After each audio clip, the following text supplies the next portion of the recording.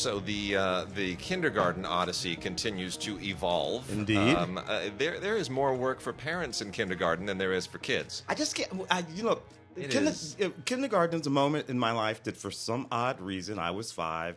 I happen to remember well. I don't know why. Yeah. I remember my kindergarten teacher. I remember the classroom. I remember yeah. the first day of kindergarten. I remember what I wore. I remember all of it. I don't know why. Yeah. And I think you were one of those guys too. Oh yeah, for sure. Especially now, because my daughter is in her kindergarten classroom is the one that's next to mine. So you have you're actually living. It's a PTSD moment. She's I'm walking the same stairs and halls, and it's freaking me out a little bit. I think that's where it all starts, baby. I mean, it all goes well or wrong, starting with kindergarten. It does, and but it's a lot of weird work now. Like I just remember, naps and games and blocks and puzzles, and now there's just there's books and homework, and we're doing homework with her, and there's stuff. Yeah.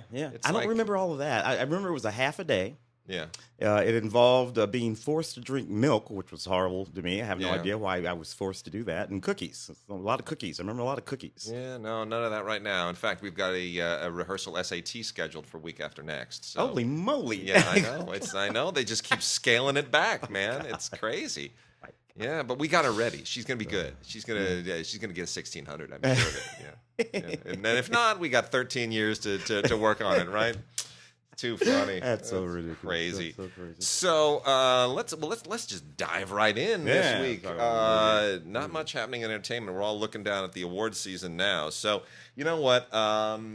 Cover some classic movies. We got our giant bunch of classics right now, and there's some really great stuff that's come out this week.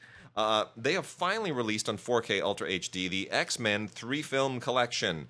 Now, if you are not a fan of the Brett Ratner film, then I would say don't get this. Just get the first two, X-Men and X2. It's the third one, X-Men The Last Stand, direct when Brett Ratner stepped in for Bryan Singer, that it just all kind of turned to a mess and eventually got right again. But boy, that third film is really just a dog. I actually think X2 is better than the original X-Men. Oh, yes. Well, you're right. It is. It is. Yeah, far and away. Yeah. It's coherent, for one thing. The original X-Men, I'm sorry, that movie goes flat out goofy in the third act. That's where it was. It kind of loses it at the end. It's great. It's great for about 90 minutes, and then it just kind of starts fumbling things. Know where it is, and they figure, you know what, we'll fix it in the next movie, and they did. And they did. But anyway, it's great. In case you forgot. There are a lot of people in the first three X-Men films that kind of went away later, Halle Berry being one of them. Mm-hmm. By the way, you remember she was once part of the X-Men. And Rebecca Romijn. Exactly. Not Stamos, whatever. Whatever she was. Rebecca Romijn. At the time.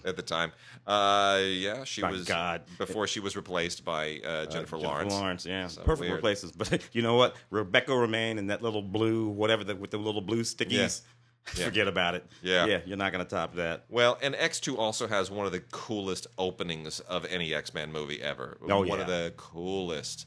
So, that right there in the White House and all that. That's just a fabulous sequence. So anyway, lots of good extras on here that you've probably already seen. The audio commentaries, the behind the scenes stuff. This isn't new. These aren't new extras, but being able to see the movies in 4K. Fox did a really good job. They did a really, really good job. This is CGI seems to take a leap every generation, and it's taken a leap even since what they were doing in these films.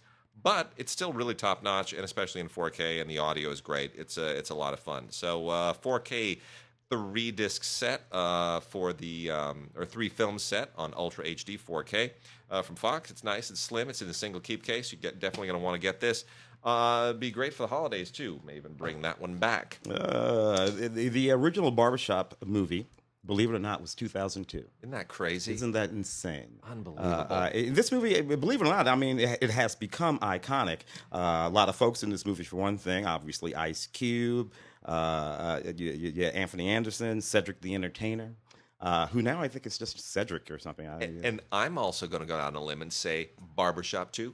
Better than Barbershop, yeah. Because it has that great flashback stuff. Because they dressed up. I mean, it's really smart because Cedric is dressed up older than he actually is. Yeah. you're able to do those civil rights era flashbacks. Yeah, and have him play his actual age. And it's kind of Godfather 2-ish in a way, right? Yeah, you suddenly, which was Tim's story new. Yeah, of course. You get into this. Kevin Rodney Sullivan. You do this flashback backstory that now makes the whole 2-film saga even richer, and you understand the characters better. And except he didn't have to hire Robert De Niro to play the young Cedric.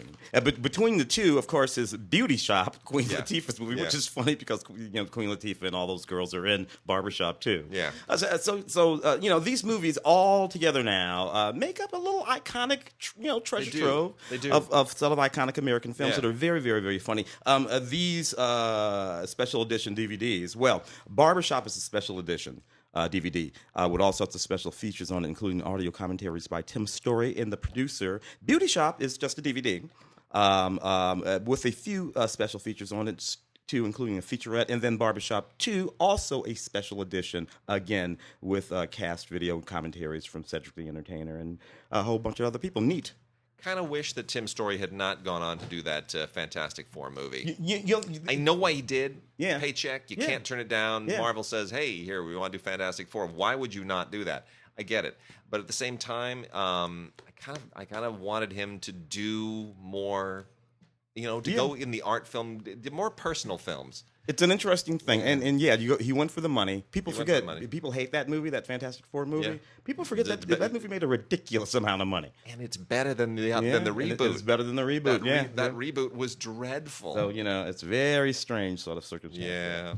So also on 4K, we got a couple of Punisher movies. Now, the Punisher has become quite a bit of a minor success on Netflix as a spin-off from Daredevil, and the Defenders universe, but we've had Punishers in the movies before, and we've got the Punisher and Punisher Warzone out on 4K Ultra HD.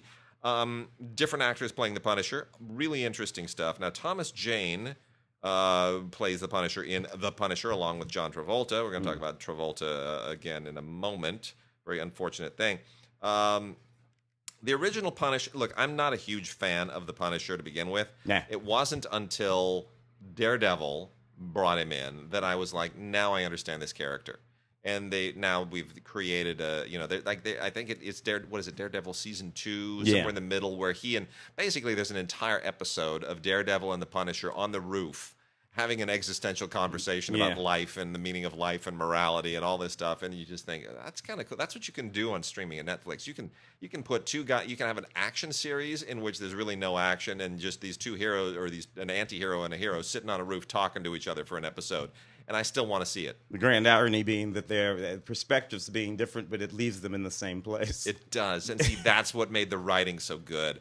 But in any case, that doesn't really find its way into the Thomas Jane Punisher, which is not a very good movie. Looks great. It's very dark, as you would expect. Jane kind of doesn't. I love Thomas Jane as an actor, but it's Jonathan Hensley is a really, really good director. There's an audio commentary with Hensley that's interesting, but for whatever reason, this just kind of misses the mark. I was not always a great fan of Warzone. Punisher Warzone, which stars Ray Stevenson as the Punisher. Different incarnation. I didn't particularly like his take until our good friend Luke Thompson Luke is working on a think piece, which I will not preempt. I'm not going to steal any of his thunder, but he's working on a really interesting think piece and a very interesting take on the Punisher films and the Punisher character. And he argues that Punisher Warzone is a bit of a minor masterpiece. He might take away the word minor. Anyway, I'll repost that on our Facebook page and let everybody kind of get a gander at that when he's done with it. It's a very interesting idea, and he has forced me to sort of reconsider this film. So I'm not entirely yet convinced, but I want to read what he writes about it because, again, he's more schooled in this character than I am. But it is very different. Let's just say Punisher Warzone is a different Punisher from what you get with the Thomas Jane film. And these are all individual directors and writers who are using these characters as vehicles for different ideas. So it's all very interesting stuff. Interesting stuff indeed. Uncle Drew. Oh my gosh! On 4K Ultra. You know what? This movie was just so stupid funny. I mean, stupid preceding funny. By the way, and stupid meaning funny when it's stupid, and then it's actually funny when it's funny. Shaquille O'Neal and Chris Webber and a bunch of old NBA guys dressed up like old men who were formerly NBA guys, and they come in, with this goofy kid to play in this tournament, and it's just dumb. But it's funny, and it kind of gave a nice platform for these guys to do kind of what was going on in those barbershop movies that we talked about, from 18, almost 20 years ago now. Look, I'm a sucker. I love Shaq. Yeah. We used to go to as many Laker games as we could possibly afford. I am so honored that I saw the big guy play. Yeah, at his best. Relatively close. Yeah. He is a philanthropist. He is a businessman. He doesn't take himself too seriously. He is a larger-than-life man and a larger-than-life personality. I will see him do anything because he doesn't take himself too seriously. Shaq in Uncle Drew is hilarious. Oh, yeah. And everything else in this movie is actually quite a lot of fun, too. Yeah. It's a silly movie that just knows it's out there to have fun. But Shaq, done up like the old dude, I'm sorry. It's fantastic. That's it. I'm done. It's funny. I'm done. A lot of neat stuff on this 4K Ultra DVD, deleted scenes, blah, blah, blah. Cool stuff. Got another 4K, big 4K bonanza this week. We got a ton of them still. American Psycho, the uncut version, is out on 4K just in time for Halloween. Everyone else is kind of saying this movie is so prescient. It's aged really well. It's about now. It's about Me Too. No, it isn't. It's about a guy who kills women. Yeah. I'm sorry, that's not in the worst possible way. Who may or may not kill women, depends on how you read that movie. Yeah, true. I mean, there's more going on here. This is really the whole movie is a bit of an allegory. It's an allegory about what cutthroat Wall Streeters do on a daily basis to each other, to investors, to the general public, to the economy. There's a certain mindset that views money not as a means to an end, barely an end in and of itself, but in this case, it's sport. Yeah. And that's sort of the meditation here. Is the movie as good as the book? I don't know. I never read the book. What sort of does blow me away looking back on this is that Reese Witherspoon's in this movie. Yeah. But it was a controversial movie at the time. Yeah. Who directed that? Was it Mary Herron? Yes, it was. And it was a controversial movie at the time. And it had to do with the way people were reading it, whether or not you were reading it literally or not. And also because a woman had directed it who had some credibility with I Shot Andy Warhol and her other films, as somebody who was able to capture a certain feminist sentiment. If this had been directed by a man, it would have been a different film, and it would have been ridiculed to no end. Adrian Lyne might have been exactly. So anyway, it is. Look, I mean, the movie's controversial. The book was controversial. Christian Bale is kind of weird in it, but it's an interesting artifact. It doesn't hold up. Yeah, I agree. That doesn't hold up. That's all. The Seagull adaptation of the Chekhov. To me, beautifully rendered. I really, really love this. What I love most about it was Saoirse Ronan and Annette Bening playing opposite ends of the spectrum. Annette Bening, obviously, being the famous elderly actress married to the younger man who falls in love with Saoirse Ronan. And who will win this tug of war over this man, this dastardly and cunning older woman or this young woman? And Saoirse Ronan is just so mesmerizing in this film. Beautifully shot, beautifully rendered in just about every way. Corey Stoll, too. Man, that guy... and it's funny because when Saoirse Ronan finally kind of... when she burst onto the scene... I thought, okay, and it was, what was it, Atonement? Atonement was the one that got her the Oscar nomination. Well, yeah. She's still a little girl then, but yeah. And she's a little girl, and when you suddenly have an actress or an actor, but very often actresses in the case of these British period films who sort of explodes with so much energy and so much vitality and gets an Oscar nomination is suddenly the next new thing. You get into, at least I do. I get into my head and I start thinking, okay, now where's her career going to go? How castable is she? Can she play off the British accent? Can she do other accents? Can she play American? Will she be able to age into something more interesting as an adult? What's she going to look like? What's her? You sort of start trying to invent a career for them. And I am the first person to say I am terrible at doing that because they never wind up being the actor that I think they're going to be. And she's another example. Like, she has gone on to do so many interesting things and to show such a range. Oh, yeah. I mean, from Hannah, a little crazy action thing she did with Eric Bana. Yeah. To Lady Bird. Years ago. Brooklyn. The accent, not the accent. Yeah. Always luminous, and she's absolutely extraordinary in this version of the Seagull. Special features include a Q&A with them at the Tribeca Film Festival, and a Q&A with Annette Bening and director Michael Mayer. So we got some stuff kind of Halloween-ish. I don't think we're going to be able to do a Halloween show this year because all this stuff is coming out so much earlier. We're not even. We're more than a month away from Halloween, and all the Halloween stuff's already coming out. So they're getting such a crazy jump on it. I think when we get closer to Halloween, and we're not going to have any Halloween material left. So maybe we'll do a special show anyway, and just play scary sounds. So Michael Winner. The guy who directed Death Wish was a bit of a thing in the 70s. Michael Winner did a lot of genre films, and he was a solid craftsman at the time. And this is one that really has probably never been given its proper due. Scream for Help. Really, really interesting movie. Maybe one of his very, very best.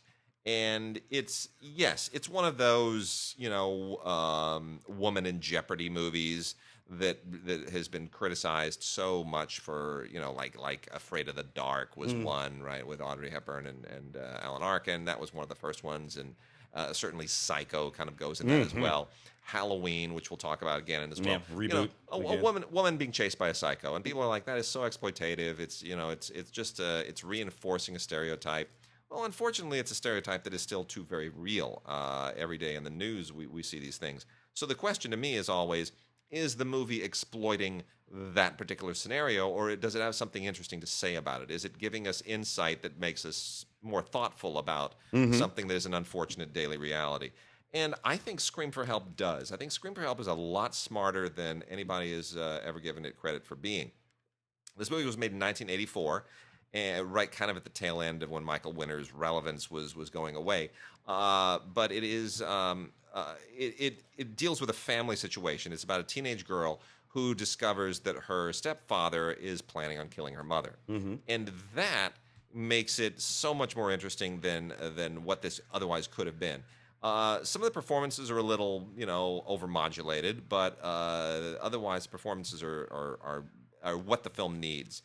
Rachel Kelly, David Brooks, Marie Masters. It's a good cast.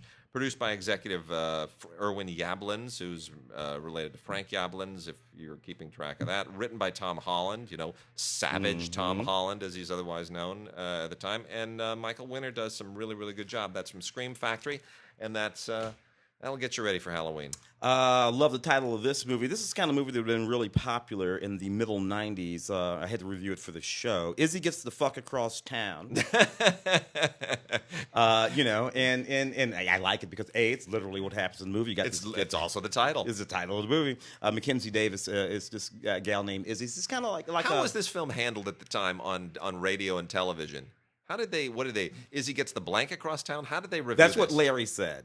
When he introduced it on Film Week, Week? I remember that specifically. I remember that very specifically. So I don't know. I don't know how they hurt themselves. So anyway, and she was kind of like sort of like a one-hit wonder, sort of a little pop girl. Maybe 10, 15 years ago with her sister, they had this hit song.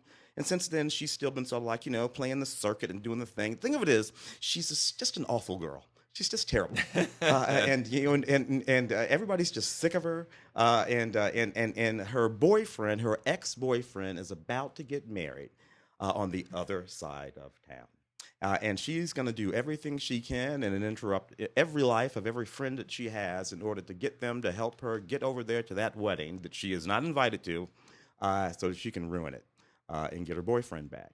And it's one of those movies, and again, in the middle 90s, this would have been this same movie, but it would have been a boy instead of a girl, it's sort of the graduate-y.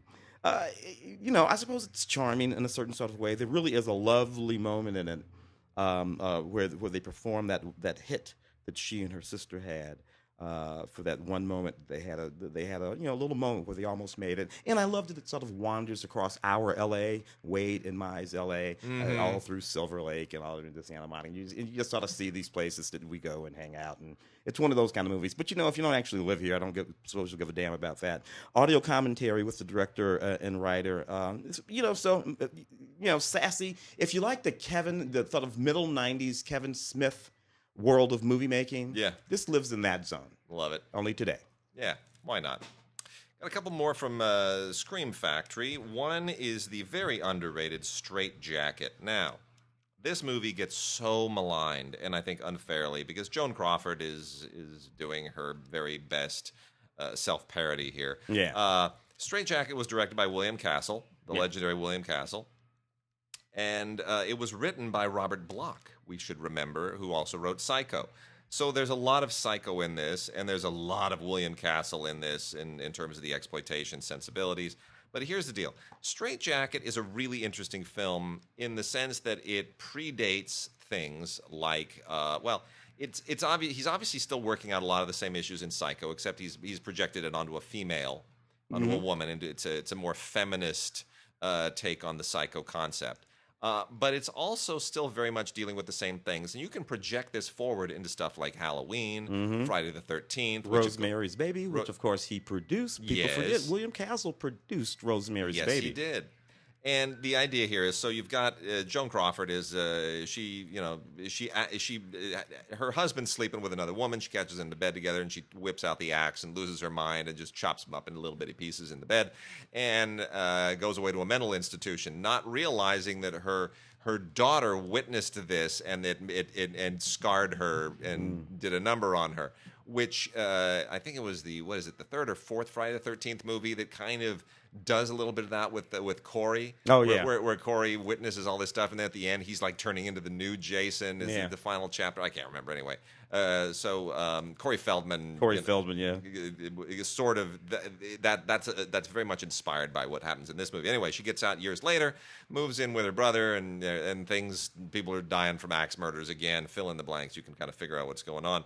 Anyway, lots of extras on here. There's a new audio commentary with Steve Haberman and David Shaw, who are experts in this film and everything to do with it, and they will contextualize it. It's a really fun commentary.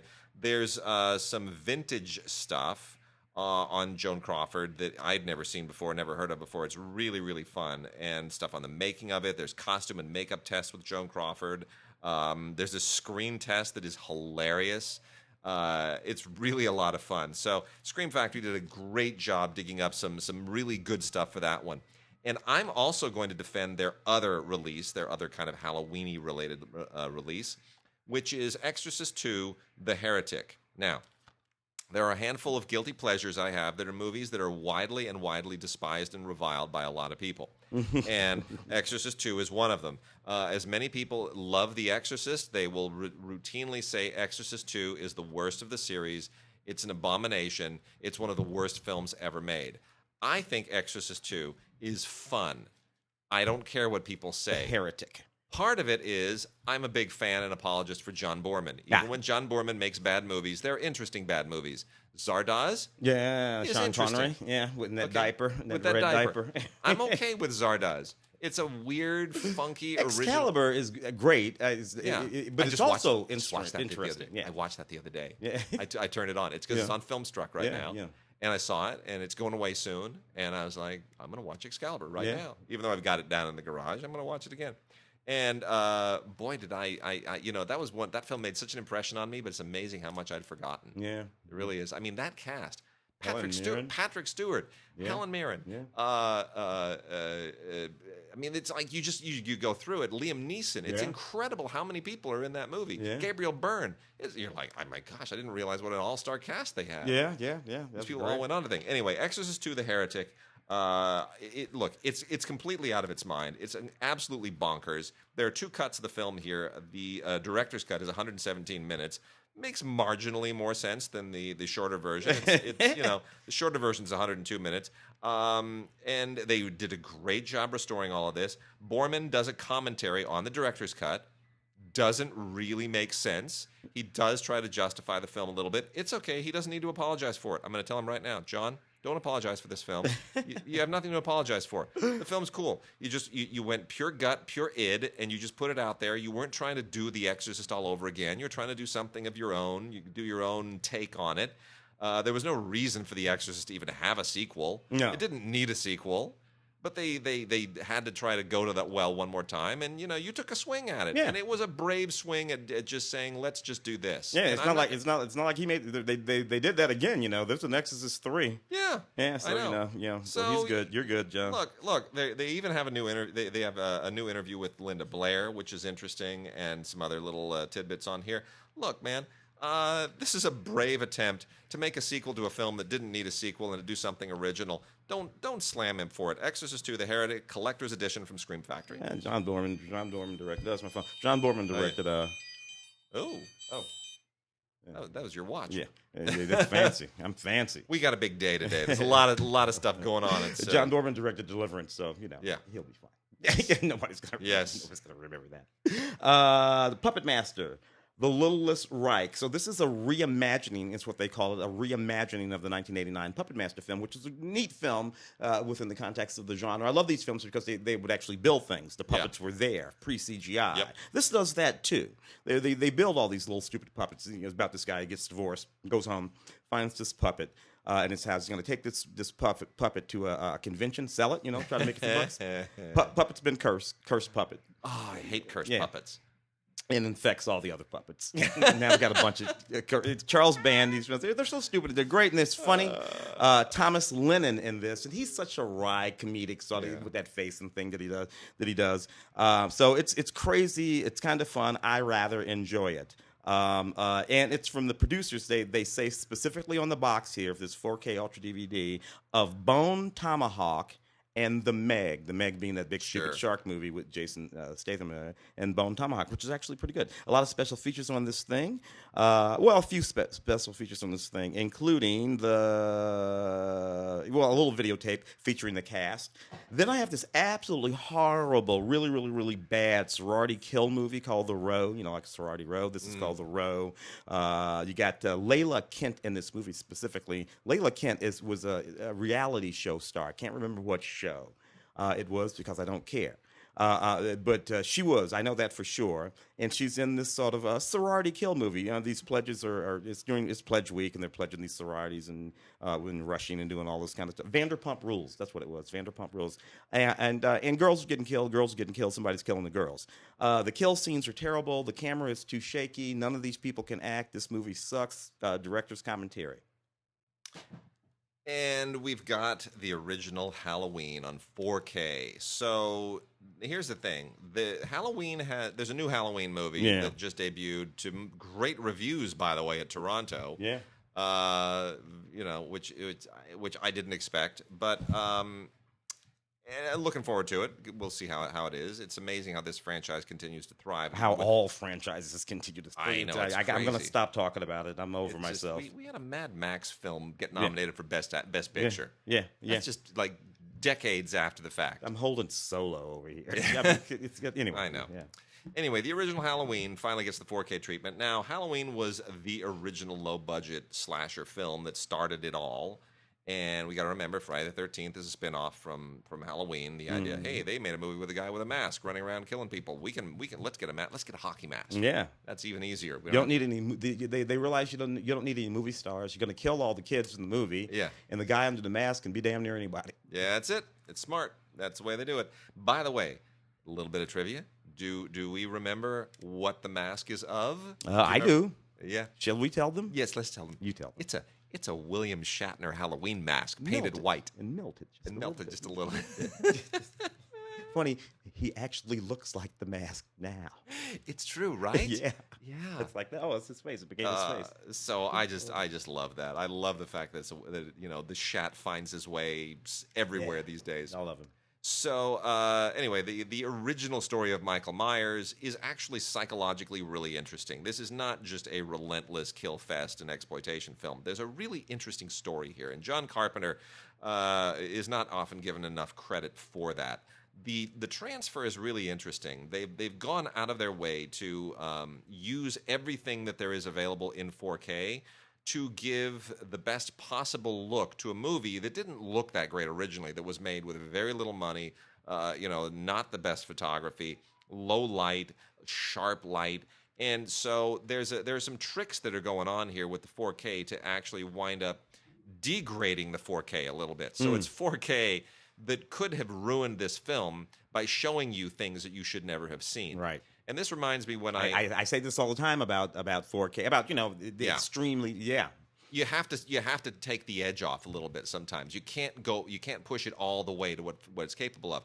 I remember once I saw a 2K projection at Warner Brothers, which was a demonstration at the time of Robin Hood, the original Robin Hood, Adventures of Robin Hood, Errol Flynn. And we had a discussion afterwards, and they said, look, we're doing 4K of everything. We master in 4K, we archive in 4K. Because you can always take it down. You want to go, but when we project it, like something like Robin Hood, you're going to project this in 2K, and we do have to take the edge off, because otherwise you're going to realize that they're chainmail, that those are just sweaters. Yeah. You're going to realize that those trees, it's paper mache. Yeah. And all of that stuff, those cinematographers at the time understood the limitations of the film, of the film stock. What, and they understood what film would allow. So I can get away with doing this, that, and the other thing. If you're a DP, if you're an art director, a set director, a production designer, costumer, you knew, all working together on the same crew, you knew what the film would and would not reveal. And now that we live in an era where we can go to the original negative and you can sharpen that stuff up to the point where you can reveal things that they didn't want to reveal, you've got to be responsible and honor their artistic vision. You have to think about it in the first place. You do. And a lot of times when they first started doing this, it was just all about, it's going to be so sharp. And they never even occurred to them. I think Vittorio Storaro wanted that to look like that. The first Blu-ray of Casablanca was terrible because they took the grain out.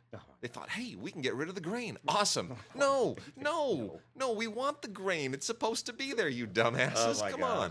So anyway, Halloween is a good example of people who understood that just because we have 4K, this movie should not be pushed all the way to what 4K is capable of doing. By the way, let me say that this should apply to cinematography for films today in the first place. In other words, just because I just shot a movie, shot at 4K. I don't want that movie ever to be seen projected in 4K. Not ever. I want to make that movie look like it was shot on a film stock from about 1972. There you go. I want it to look like 5 easy pieces. Yep. Which means that and the 4K allows me to reduce and correct to that. But I don't ever want that movie to just live raw 4K. No, I don't want it to look like that. No. So that's so bravo to the people over at Lionsgate for doing a really good job with Halloween on 4K. And good extras here, the audio commentary with John Carpenter and Jamie Lee Curtis, a couple of featurettes. One of them is 25 years later. And then some, advertising stuff from TV and radio at the time, which is always really fun. The promo campaign for this movie at the time was really terrific. It's worth watching the TV spots and hearing the radio spots. We've also got Phantasm 3 and 4. Now, Phantasm 3 came 15 years after Phantasm 2 because Don Coscarelli realized, I'm really not going to have much of a career doing anything else. So I might as well. I've been trying to get other things going in 15 years. Hell with it. I'm the guy that made Phantasm. I'm going to make Phantasms until the day I die. I'll be the Phantasm guy. I'm just going to ride Phantasm as long as I can, as long as the tall man lives. So anyway, there's getting the plot particulars of these movies are a little bit silly. There's audio commentary on both of these, and I'm going to say Phantasm 3 is actually a really interesting film. Phantasm 4 is kind of ridiculously stupid. It gets into, it changes the character of the tall man played by Angus Scrimm, who also has really he's never done anything else, has he? No. Angus Scrimm's just only ever been the Tom. That's what he does. So he kept Don Coscarelli employed, and Don Coscarelli kept him employed, and it worked out for them both. That's what he does. That's what he does. All right. So anyway, this gets into a whole weird space-time continuum thing that just it's a little bit too apocalyptic and a little bit too. I don't know. It's just not Phantasm. But Phantasm 3 is very much in the spirit of the first two. And it's got a good low budget vibe to it. So why not? Phantasm. Both of those from Welgo on Blu-ray. First time they've been available on Blu-ray. It's worth checking out. I have a Australian science fiction film, kind of a low budget Australian science fiction film called The Occupation. There has been an alien invasion. There's a small town, not exactly in the outback, but a smallish town that musters together the forces to resist the alien invasion. This is all about that Aussie grit and gumption. And how it's going to be some small town in the Australian near outback that saves us all from a bunch of crazy aliens, and I suppose that's cool. I can go with that.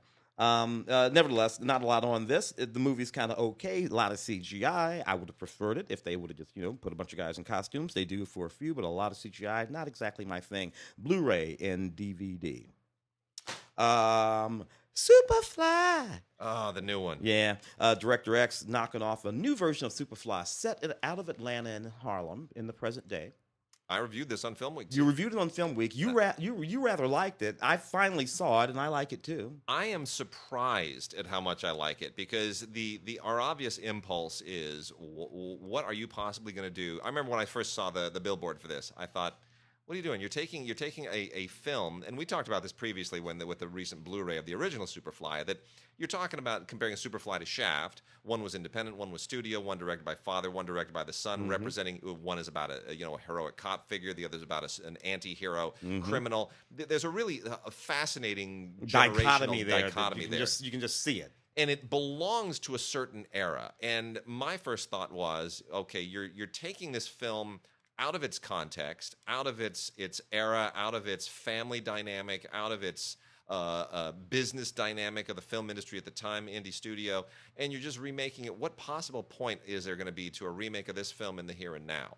I don't get it. You're taking it away from its music. You're taking it. It's even in a different city. It's a different city. Like, you're literally removing this thing from everything that made the original film relevant. So what are you possibly going to hope to do with it? I walked in so cynical and so skeptical. And I was so impressed that they found a nugget in the film that I never really understood was there.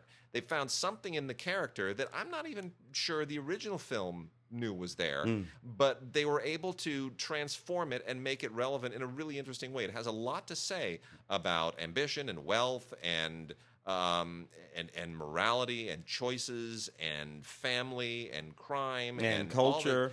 Culture. And it takes minor characters from the original film and does some really interesting things with them, supporting characters. It changes them, and it gives them a different, especially the cops, right? It does some really interesting stuff, and I'm not going to give any of it away, but they saw something in the original film that matters in the here and now, and I give them all the credit in the world. Well, in the midst of the Me Too movement, there are a few things that they had to account for here. Yeah. There were things that went on in that original Superfly, who was a pimp. And his dynamic with women, his girlfriends, plural. Which he still has girlfriends here. Yeah, but these girlfriends know each other, and they think each other are cute. And he is their boyfriend. Hey, this works for us. But these are all sort of choices. There's a shower scene. Folks. Oh yeah. But everybody's dirty. They had to take a shower. So a lot of interesting things and interesting ways that they sort of account for all of this stuff in this movie. Digital DVD, not Blu-ray. It is on Blu-ray. They were not able to send it to us on Blu-ray. Okay. You want to go there? Shall I? Yeah, we got one more Halloween-y thing. Universal Classic Monsters, the complete 30-film collection. So, Universal was originally the brand that made monster movies. We all know that. If you know anything about film history, you know that that's what they did. The Mummy, the werewolf guy, Frankenstein, yada yada, all that stuff. So they have released all these films so many times. This is not the first or second. 20 years they've been releasing. They've just been riding this for a long time. So this is allegedly the definitive finally the definitive collection, because it's not just all the original monster films. It's Dracula. I mean, come on, this is 30 films. It is a gorgeous box. It's a nice big. It's not fancy. There are 7 Blu-ray cases in here plus a booklet with 30 films. So it's going to take up some space on your shelf, but it's 30 films. But they really, really go over and above with this. You're not just getting Dracula and Frankenstein, Mummy, The Invisible Man, Bride of Frankenstein, Werewolf of London, the usual stuff. You're getting things like Son of Frankenstein, Dracula's Daughter, The Mummy's Hand, The Invisible Woman, The Mummy's Tomb, The Invisible Man's Revenge, House of Frankenstein, The Mummy's Curse, She-Wolf of London. I mean, it really, and eventually, as the curators over there at Universal, they're sitting there, they're thinking, yeah, why not? Okay, we'll just throw Abbott and Costello meet Frankenstein. Abbott and Costello meet the Invisible Man. Abbott and Costello meet the Mummy. They throw those on there too. So you got which is really great, because you know what? Those could make up a set all by themselves. Sure, they could. So you got it all 30 monstery movies, all jammed in here with documentaries. You even, as they have always included on every release of Dracula, you get the Spanish language version from 1931 that was shot back to back with it. Yeah. They shot on the same set, right? Yeah. They'd shoot the one, and then they'd leave and go home, and then the Spanish crew would come in and they'd shoot, and it's really, and it's not, and it's a better movie, by the way. It's a better movie. I'm glad you said it. And lots of commentaries, and it's really fun. So, and the collectible booklet. However, most of these Blu-ray transfers are not necessarily better than what came before. They just decided to finally consolidate everything into a single set. It is possible that you might wind up with a copy of Revenge of the Creature that is flawed. If you do, there is a replacement program, and you just have to email USHE Consumer Relations at visionmediamgmt.com to get an updated disc. So just as a warning, if you get this and you wind up with one of the flawed manufacturing discs for The Creature Walks Among Us, it's not a very good movie. You'll never watch it anyway. Yeah. But if you're a completist, USHE for Universal Studios Home Entertainment, USHE Consumer Relations at Vision Media and then MGMT abbreviation for management.com. And they'll send you a new disc. So not to worry, they're taking care of you. Let's see. I got myself a little science fiction film here called Watch the Sky from Breaking Glass. It's a neat little family film. These kids go out to take some amateur video of some stuff in the sky, and they capture something that they're not supposed to capture. Before they know it, Men in Black and little green men, not actually little green men, but people who might be from outer space, in the sort of traditional way, just sort of with those heads and the eyes and that kind of stuff, come looking for them. And I got to tell you, as little neat family films go, this one sort of holds up. It's the kind of thing that you would have, watched on television on the Sci-Fi Channel or something like that. Cute little movie.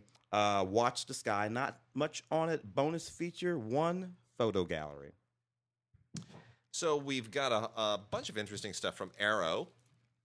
And most of it Arrow releasing, but also the art film line Arrow Academy, which is a separate thing. We always have to point out Arrow Academy, really interesting Arrow Academy film. But the five regular ones from Arrow are just really great old exploitation schlocky films that all have a little bit of an extra special sheen to them. I am oddly compelled by, I don't want to say I like it, but I'm oddly compelled by the Pajama Girl case.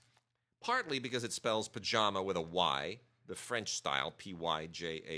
So it almost makes me want to pronounce it as the Pajama Girl case.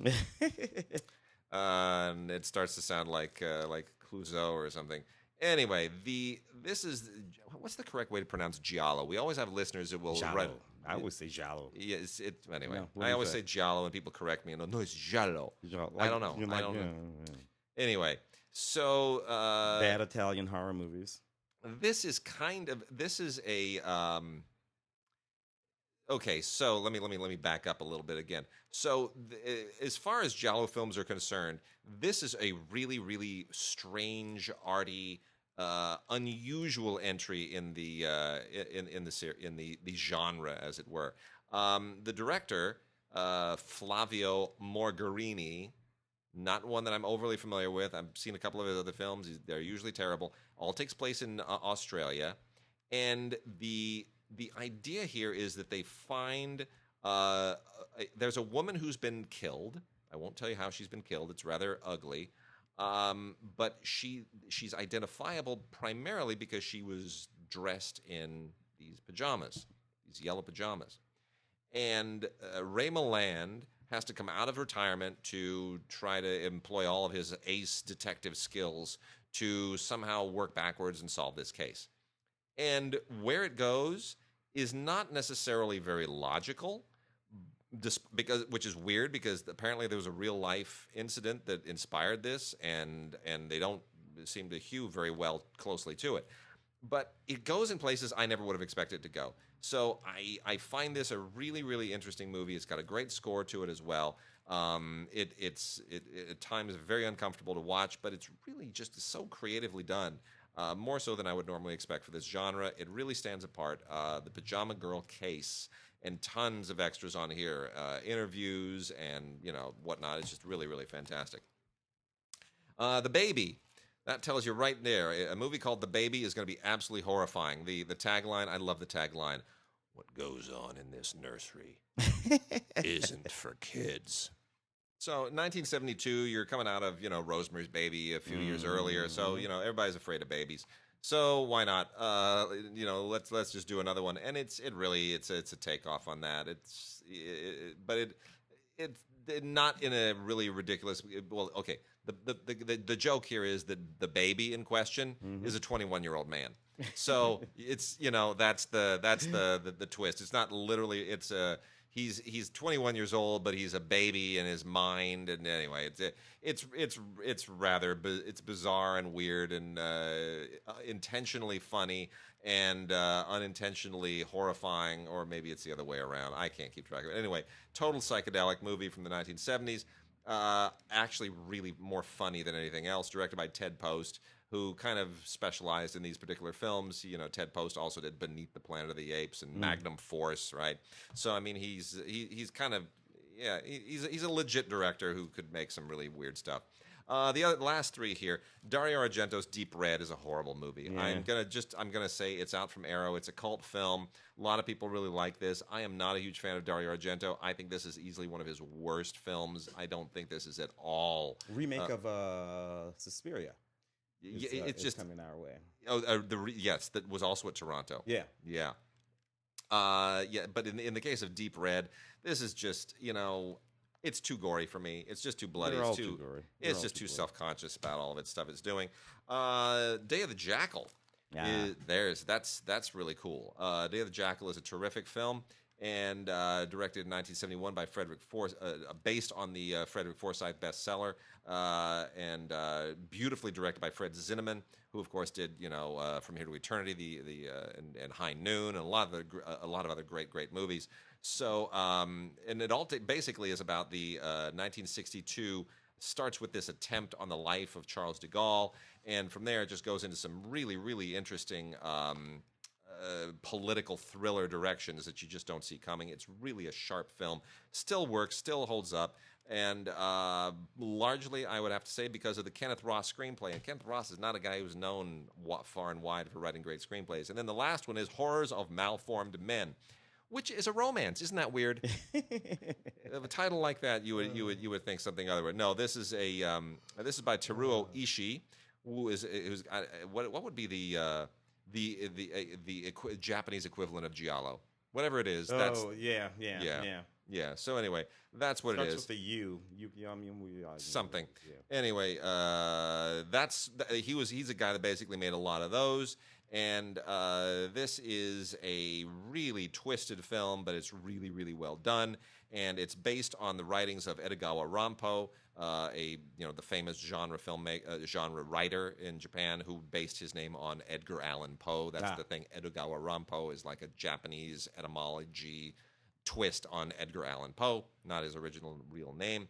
But this film was actually really scandalous at the time. It's very, very well done. Not usually my genre. It's a little edgy for me in places where I wish it weren't edgy, but nonetheless, Teruo Ishii is a very skilled kind of exploitation genre director, and you know what? I mean, any movie about somebody who escapes from an asylum, you're already good. You're good to go. So that's the root of this movie. Horrors of Malformed Men. Lots of extras on here, including 2 commentaries with Japanese cinema experts Tom Mess and Mark Schilling. Very, very interesting. And then there's a video interview called Malformed Movies with Toei exploitation movie screenwriter Masahiro Kakefuda, and he gives you all the background on Toei and this genre and how these films were able to make money and how they got made, and it's pretty interesting. Interesting stuff. Saving Faith is a faith-based film about the necessity to save a woman named Faith. Yeah. Okay. I guess that's yeah. Anyway, yeah, and it is. It's a faith-based film. This is this woman. Her name is Faith. She runs a theater.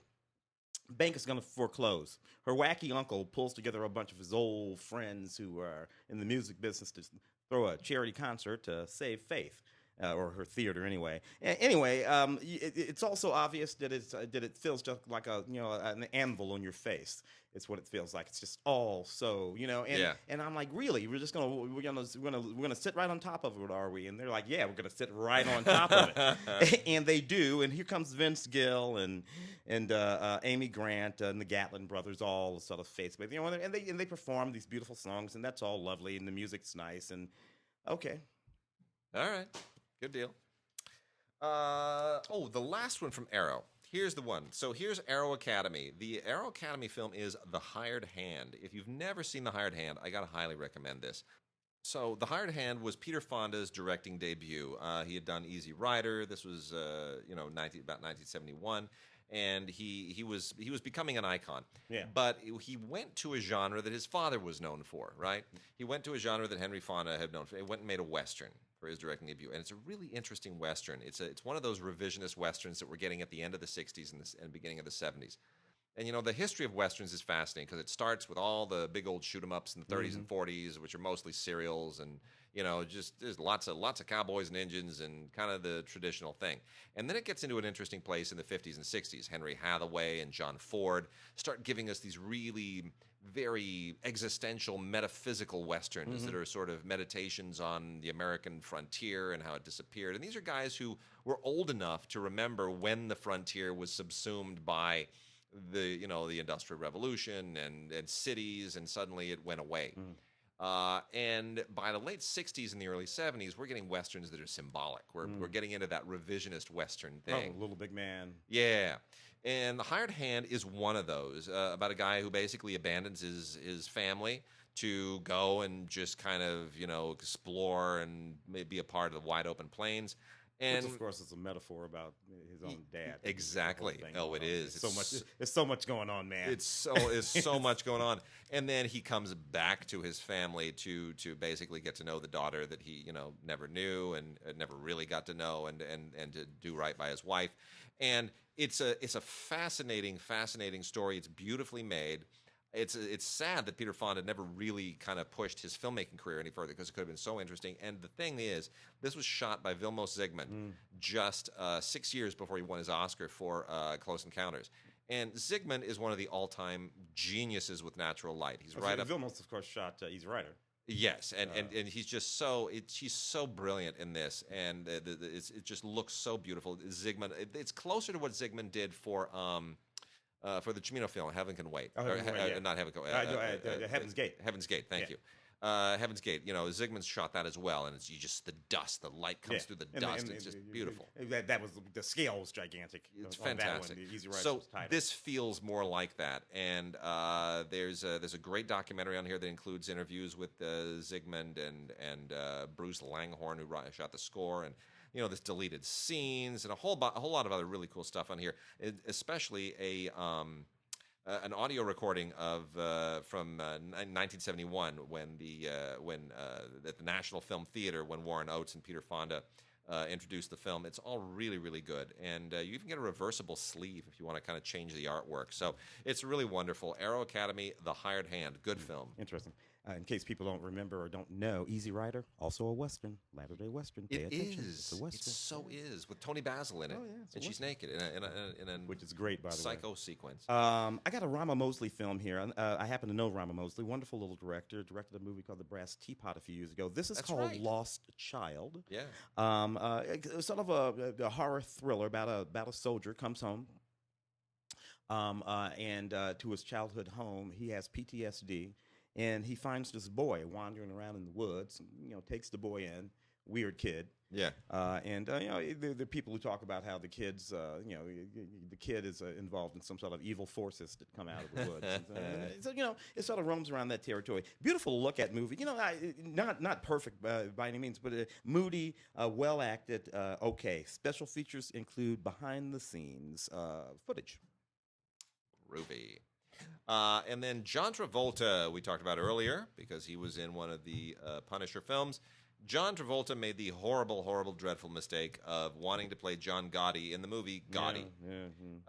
This thing lost its original distributor, and then it bounced around with its release dates.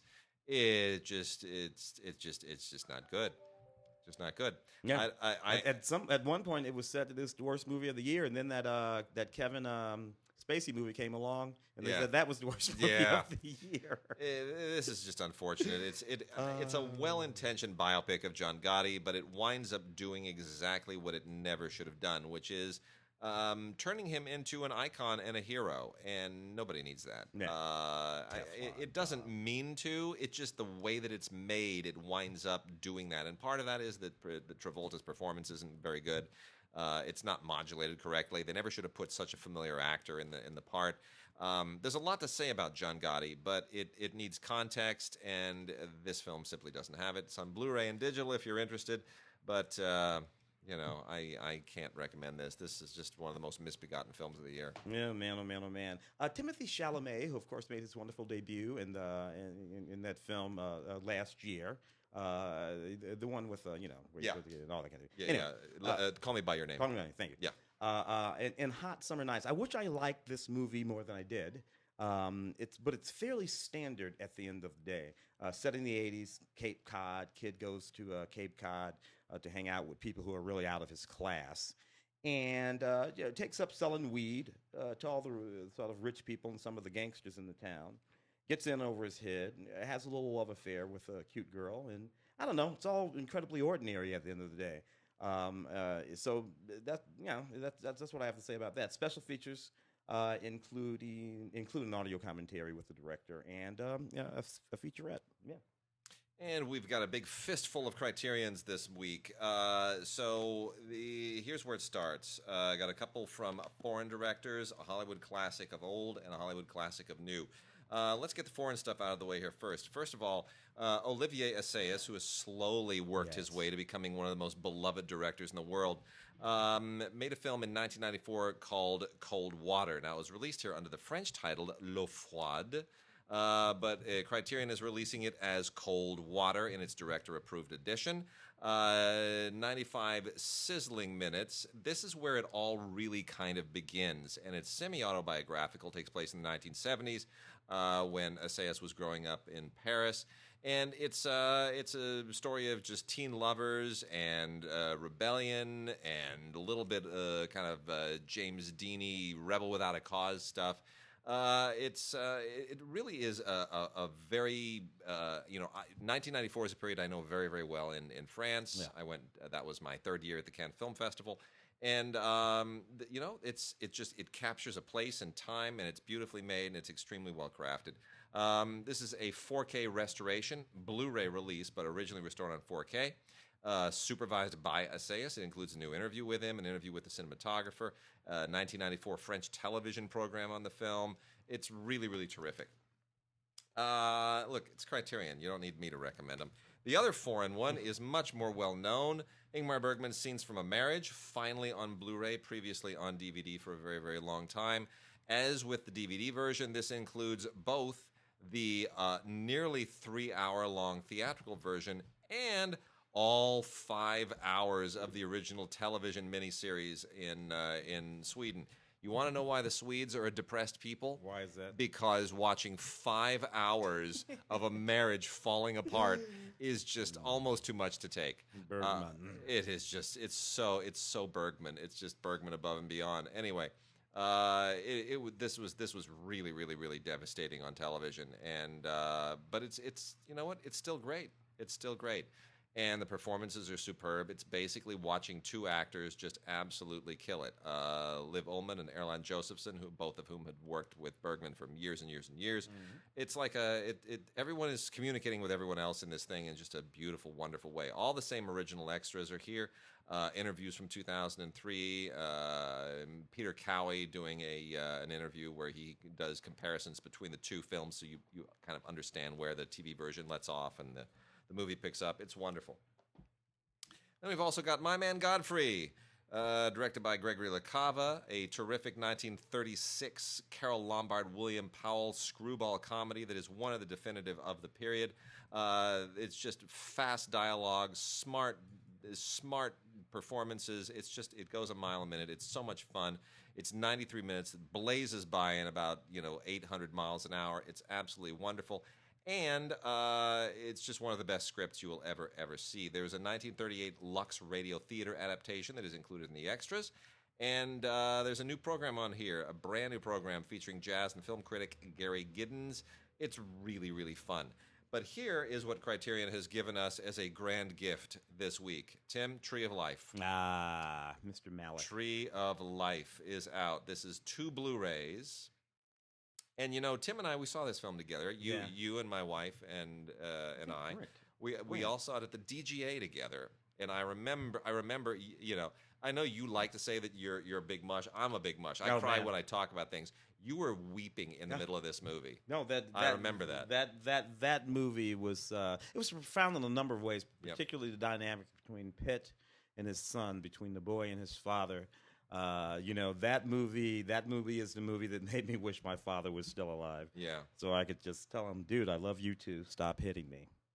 Well, this is basically an all new version of it. There is a it's secondary. This is you get the 139-minute film, of course, that won the Cannes Film Festival and was theatrically released.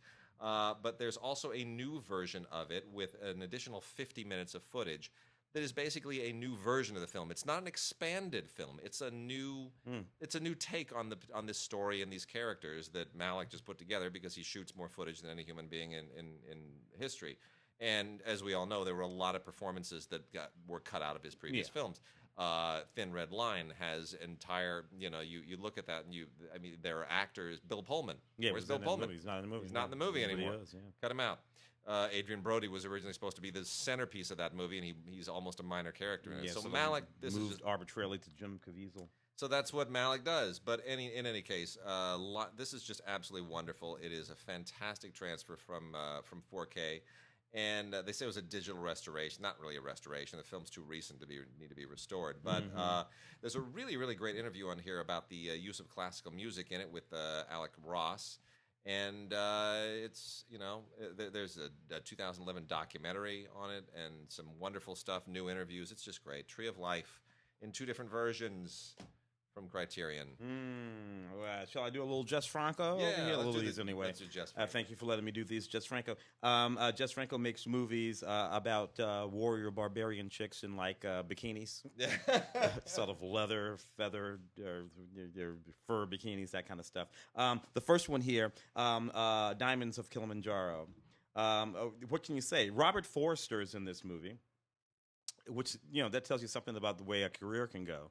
But it's kind of neat. A group of adventurers head off to the sort of a primitive tribe in Africa to find the treasure of diamonds, and they're also looking for this beautiful white girl, and it says that specifically in the box, a beautiful white girl who was lost years ago and made the tribe's goddess, because that's what they do with white girls in Africa. They make them the goddess. Anyway, it's a lot of fun and completely insane. But it's Jess Franco. The other one is not actually directed by Jess. It was directed by, he goes in the name of James Garner, but he's actually an Italian director named Alain Payette. This too is is about women raised by a tribe of Amazons, and look, they're all the same. These movies doesn't really make any difference what they're about. The point of it is, it's going to be some really, really cute girls in tiny little furry bikinis running around, fighting like warriors and kicking ass and taking names. I used to make fun of Jess Franco, and I can't do it anymore because you know what? He was gainfully employed for years and made more movies than almost anybody else who's ever worked in any industry. So I can't fault the man. Made a movie every 20 minutes, pretty much all the same movie. Can't fault him. I got a few from the Warner Archive collection here, one on DVD, R, and the other two on Blu-ray. They are all manufactured on demand. The Playboy and the Peasant is the one that's on DVD, R. This is an old MGM film based on a short story that is, this is late 30s. Late 30s period. It is, it's fine. It kind of dates a little bit. It's I don't want to say it's like the Prince and the Pauper, but it kind of is. It's sort of one of those, comparisons of class and the scullery maid and the all the people who have they sort of fulfill all these roles that we see in things like Downton Abbey and Upstairs Downstairs, and it meant to sort of give Depression era audiences something to look at, see themselves in, something to hope for.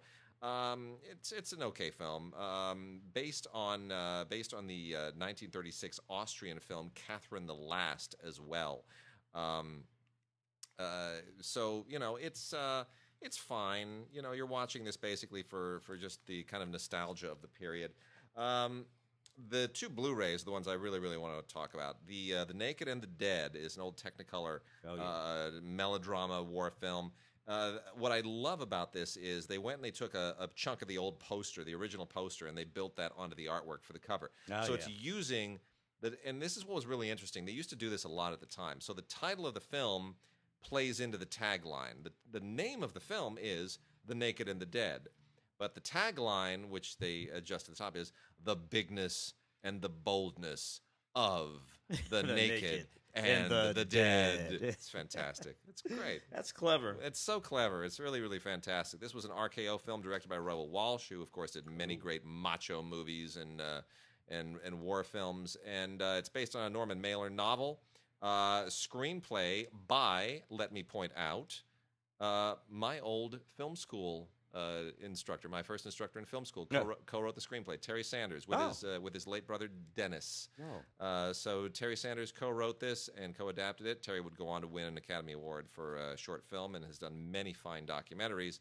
But yeah, it's a little bit like the Big Red One. Raymond Massey and Cliff Robertson, disagreeing on how to run the platoon. All takes place during the war in the Pacific. And it's Aldo Ray and James Best. There's just a lot of great faces in here. L.Q. Jones, Richard Jackal. It's a good film. It's a good film. It's a late 1950s film, and it's really, really solid. Raoul Walsh can do no wrong in my eyes. The Last Hunt with Robert Taylor and Stuart Granger. I have a funny Stuart Granger story as well. This is a Western. It's a perfectly serviceable Western, beautifully shot, wonderful, wonderful Technicolor Cinescope cinematography. Very nicely done. Robert Taylor, not necessarily my favorite actor. Stuart Granger. Here's my Stuart Granger story. So when I was an usher at the National Theater once, I remember Stuart Granger coming up to the manager of the theater and basically trying to get in free. and it was a very awkward conversation. The manager said, "Yes, how can I help you?" And he said, "Well, I'd like to come and see the movie," which was his way of saying, I'm a star. You're supposed to let me in free. You're supposed to give me privilege. And he said, well, you can buy a ticket, and then I can let you in ahead of the line. And I was like, which is actually pretty nice. Which is, I guess, pretty nice. But it's still, I don't know if I would have had the cojones to sort of, talk to Stuart Granger that way. I'm not sure the manager even knew who Stuart Granger was. Yeah. He knew he was somebody. But in any case, so there you go. This was all shot in Custer State Park in North Dakota, and it's a Western. What do you want? It's got all kinds of Native Americans played by people who aren't Native American, but it's perfectly enjoyable. It's just beautifully shot. It's not a great film, but it's really all about the photography, and the Blu-ray does a great job of it. What are you gonna do? Solo, a Star Wars story, which is about 3/4 of a pretty good movie, 3/4 of a pretty good Western. He ain't Harrison Ford. But he's no Harrison Ford. He's no Harrison Ford. The weird thing is, all of these people are by measure actually physically smaller and less, not just imposing, but they physically don't have the stature of the people that they're playing. Yeah. So, Donnell Glover here playing Lando Calrissian, Billy Williams. Billy Williams like 6'2". Yeah. Played Gale Sayers and Brian. Donald Glover's like 5 feet tall or something. I don't know, whatever. It's ridiculous. It's the same thing with Aaron. He's a perfectly nice guy and everything with the chin, the jaw, and all. He's like 5'10". Yeah. Harrison Ford's 6'4". Yeah. And you can feel the literal actual weight not there with these guys. And then there's the way they play it in this movie. Yeah. I don't like these guys. I love my but these characters here in this movie, I don't like this guy. None of these people would be friends with him. Chewbacca is okay. No. You just put a guy in a suit. Yeah. Here's kind of my fundamental problem with this is you're building this film around things that were hinted at in Star Wars previously. And what was fun when you hear them talking about all this stuff that happened, previously. Remember Chewie when we did this and that and the other thing? Oh yeah, the with the what's it run? Yeah, which becomes the centerpiece of this thing. They're in 2 parsecs or something. Yeah, and that's fun because we fill that in with our imagination. It's a secondhand kind of shorthand that they're using with each other, and you're like, and you feel like they're kind of winking at you. Now we are literally filling in all the blanks. Yeah. So now I can't watch Star Wars and hear those references without thinking of this movie. To think about something that's not particularly engaging in this movie. I don't really appreciate that. Yeah, didn't need it. One but good the chase scene, scene. The train rocket kind of thing. That's a great sequence. That's a great sequence. Ultra 4K HD Blu-ray, 8 deleted scenes, director's roundtable, becoming a droid, into all kinds of stuff on the Blu-ray for you to check out and get behind the movie if you happen to be a super fan of the Star Wars series. From Flickr Alley, we have another great Blu-ray. It's a classic noir, The Man Who Cheated Himself. This is one of those great noirs that just kind of disappears because there are so many noirs that are loaded with stars. We tend to kind of focus on everything that has Bogart or Cagney or whoever it might be. But this is a really, really terrific one. Shot on location in San Francisco, and just lots of really, Lee J. Cobb just kills it as a homicide detective, and great twists and turns in this thing. This was one of those perfect Warner Brothers noirs from the late noir period in 1950. So it's getting a little bit less Chandler and a little more Kane, if that makes sense. But anyway, it's a great movie. Wonderful restoration from the UCLA Film and Television Archives, part of the Film Noir Foundation series through Flickr Alley. You got to get it. It's got a bunch of extras on it as well, mostly trailers and featurettes, and then a souvenir booklet, but it's a really good Blu-ray. Neat. As we approach Halloween, here's a pretty decent little movie, Found Footage 3D. This is a neat little horror film. I like the sort of conceit of this horror film. So you have these people, and what they're about to do is do the first found footage horror film, made from all 3D images, right? Yep. So it's a fake film, a found footage film shot on 3D. They hire this guy to shoot the behind the scenes of their making of this found footage film. So you got a found footage film with a guy making a documentary about the found footage film in 3D, right? Yep. In the guy's documentary, his behind the scenes documentary, an evil spirit starts to show up and kill the people making the found footage film. So you've got this sort of like ultra meta layered little thing going on here, a 3D film with found footage. And then this found footage, you got this guy who's killing the people making that film because this guy is making the behind the scenes. Anyway, it's kind of, it's like that. It's actually kind of fun. What's neat is this. 3D retro glasses are included in this Blu-ray pack. And it also says no 3D glasses are necessary to watch these films. So I think they give you the glasses until you don't actually need them. It's kind of neat. Commentary with the director, Stephen DiGennaro, and a couple of the producers. It is fun, though. Check it out. Found Footage 3D. And then we got a couple of, a little more in the magical, supernatural realm, a couple of Blu-rays. Demi Moore's The Seventh Sign. I don't remember liking anything about this movie, and it was kind of in that late '80s moment when she, we're around Ghost at this time too, and she's got such star power she could do anything, and for some reason she decided to do this, and I don't know, it's one of those supernatural apocalypse movies that just doesn't really hang together. Carl Schultz directed it. I don't even remember who Carl Schultz was.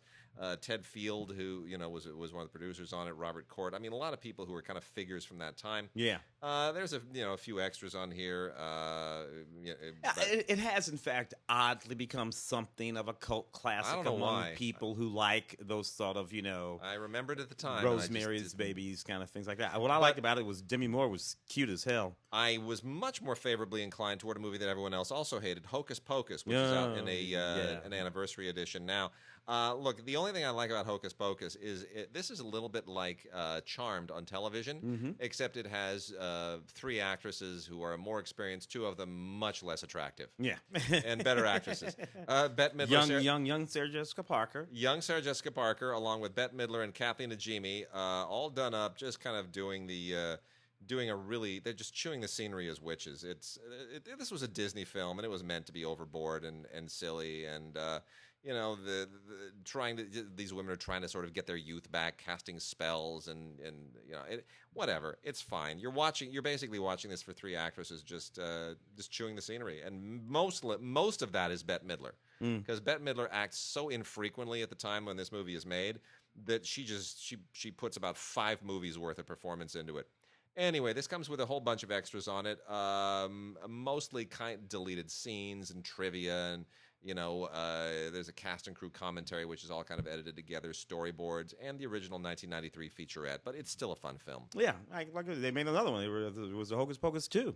Yeah. That's how good that was. The X-Files, the complete 11th seasons, with 90 minutes of new content on Blu-ray, including a 25th year retrospective of the original series. So this is the 11th series, 11th season, 10 episodes, 3 discs, where they more or less try to reboot the series.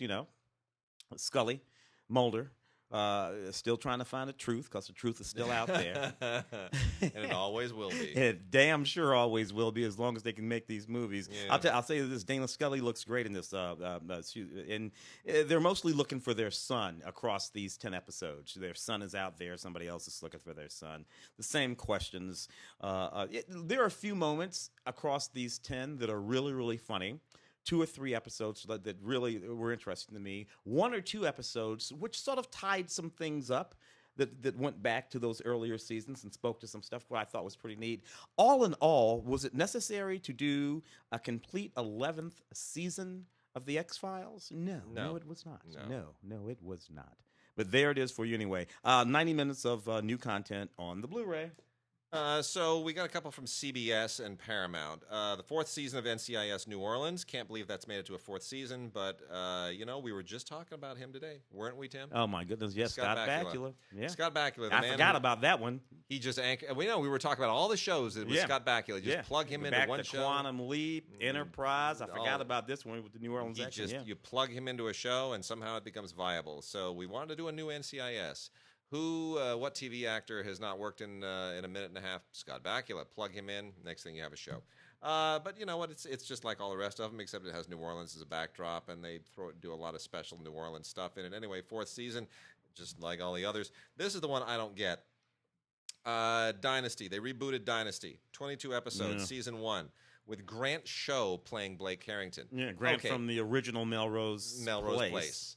So Grant's lost his looks a little bit, but he looks kind of like John Forsythe after he lost his looks. Yeah.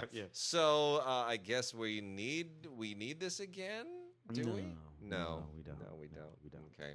Anyway, doesn't really work. I was actually surprised this even existed when this showed up in the mail. I was like, they rebooted Dynasty? Yeah. How did I not know that? Yeah. Well, they rebooted Dallas a few years ago. Well, they extended it. It wasn't a reboot.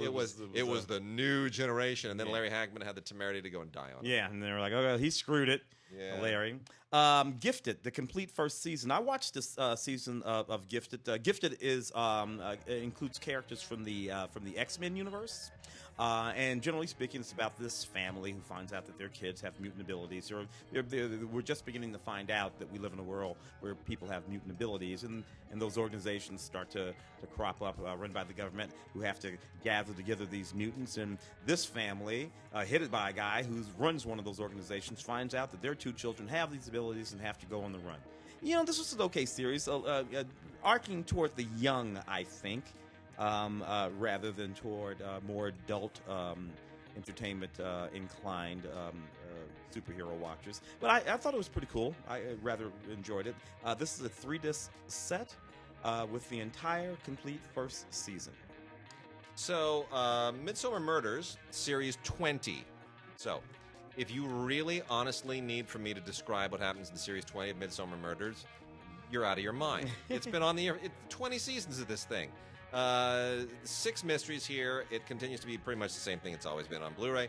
There's one I want to mention in particular, which is the mystery Send in the Clowns, which has evil clowns. Evil clowns. It's come to this after 20 years, where the circus comes to town and we got evil clowns. It's fantastic. And then also want to make quick mention, before we run out of time, of DC's Legends of Tomorrow, the complete 3rd season, which is great because it has a great old fabulous crossover episode with Flash and Supergirl and Arrow. Yeah, I love that episode. It's this epic. It's this epic one that it's really good. And Legends of Tomorrow has got to be the dumbest among these It's a dumb show, but that crossover is great. So that's terrific. And I guess with that, we are done. So, Mark, we should point out. Yes. Mark is coming back to town. Yes. Mark just got a job. It's his old job. He's been temporarily hired back at his old job for 3 months. So Mark is going to be in L.A. for 3 months, so we're going to have him guest on the show a few times. Yep. And we'll have more on that next week.